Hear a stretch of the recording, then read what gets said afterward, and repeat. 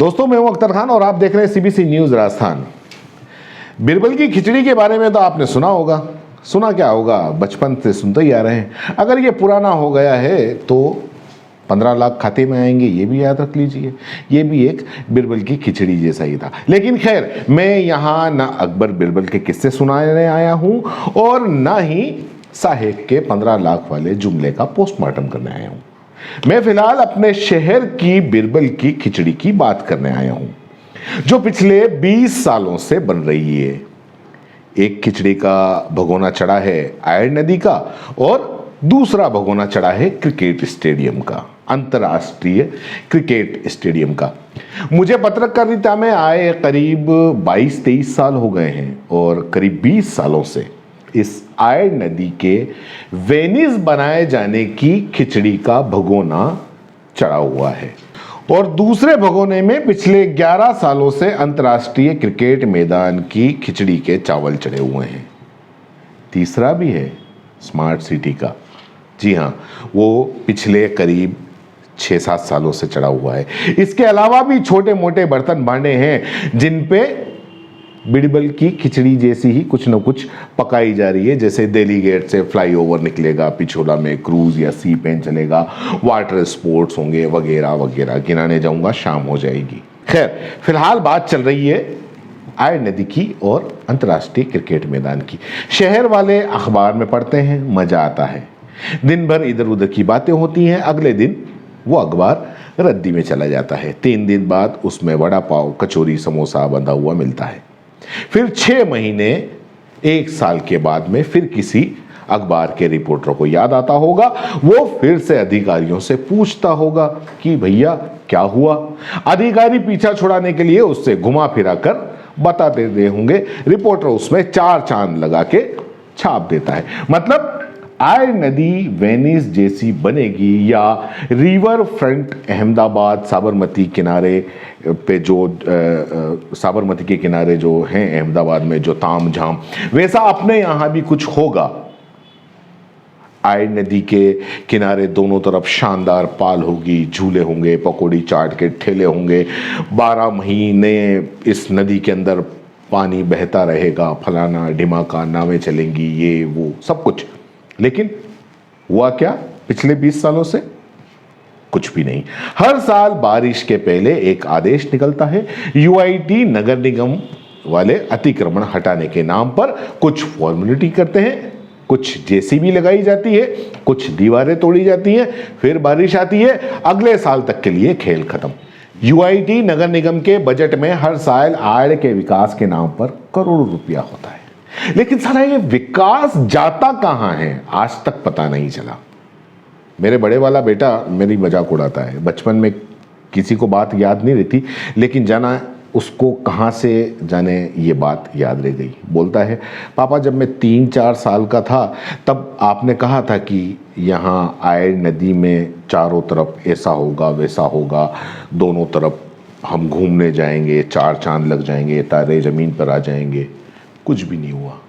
आज भी वही नालियों का गंदा पानी आयड़ में गिर रहा है। कुछ तो हुआ ही नहीं।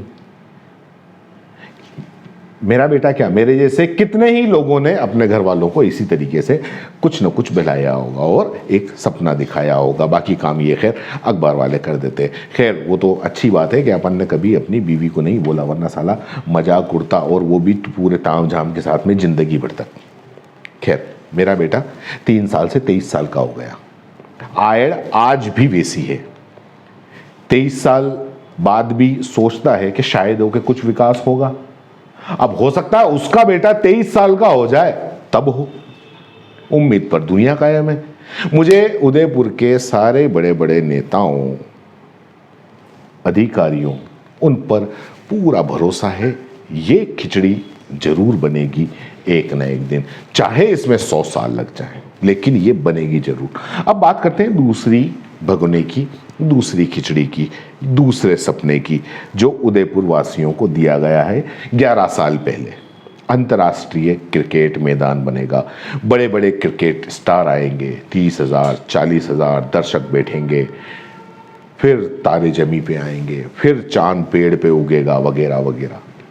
उसके चक्कर में खेल गांव बस गया। कई रसूखदार इस खेल गांव में वारे के न्यारे हो गए, धन धान से घर भर गए, लेकिन नहीं हुआ तो उदयपुर वासियों का वो अंतर्राष्ट्रीय क्रिकेट मैदान वाला सपना पूरा जो खेल गांव बसाने के पहले दिया गया था। अंतर्राष्ट्रीय स्तर का क्रिकेट मैदान, जी हां, इसके लिए भी जमीन आवंटित हो गई थी। खेल गांव के अंदर करोड़ों रुपया खर्च भी हुए, उसका पवेलियन भी बना और जाने क्या क्या हुआ। और उसी मैदान में अपने साहेब की चुनावी सभा भी हो गई। साहेब 2 बार चुनाव भी जीत गए। बड़ी बड़ी प्रोफेशनल कुश्तियां भी हो गई। प्रोफेशनल कुश्तियां स्पोर्ट्स वाली नहीं, टिकट लेके देखने वाली फेक कुश्तियां। बड़े बड़े लोगों की शादियां तो हो गई, लेकिन क्रिकेट ग्राउंड की हवा निकल गई। करोड़ों खर्च करके पता चला कि टेक्निकल फॉल्ट हो गई है साहब, अब वहां क्रिकेट ग्राउंड नहीं बनेगा, वहां शायद अब शादियां और प्रदर्शनी ही लगेगी।